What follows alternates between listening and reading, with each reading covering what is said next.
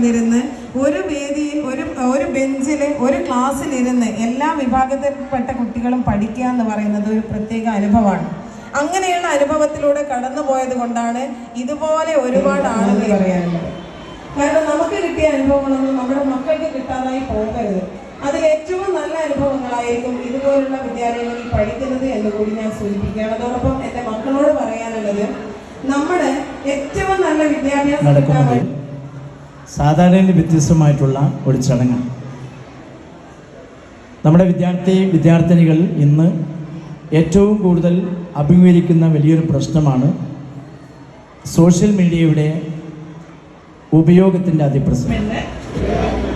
ഞാൻ പ്രതിജ്ഞ ചെയ്യുന്നു, എൻ്റെ പാസ്വേഡുകളും OTPകളും വ്യക്തിഗത വിവരങ്ങളും മറ്റാരുമായും പങ്കുവയ്ക്കാതെ സൂക്ഷിക്കും. ഓൺലൈനിൽ വരുന്ന ലിങ്കുകൾ, സന്ദേശങ്ങൾ, ഫയലുകൾ എന്നിവ തുറക്കുന്നതിനും പങ്കുവെക്കുന്നതിനും മുൻപ് ഞാൻ ശ്രദ്ധയോടെ ചിന്തിക്കും. സൈബർ ബുള്ളിയിങ് ഞാൻ നിരുത്സാഹപ്പെടുത്തും.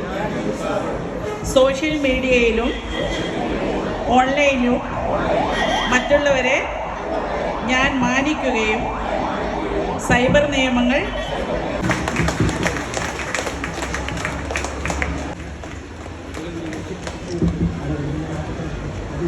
ഏറ്റവും കൂടുതൽ ജനപങ്കാളിത്തമുള്ള ഒരു പ്രവേശനോത്സവമായിട്ടാണ് നമ്മൾ ഇതിനെ കാണേണ്ടത്.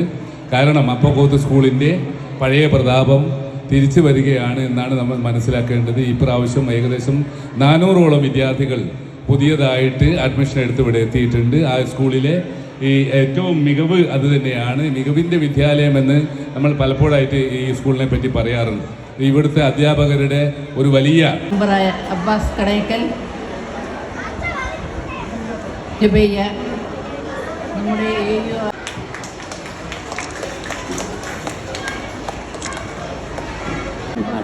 പഞ്ചായത്ത് പ്രസിഡന്റ് സഫീറ മുനവരി അവർ പോയി.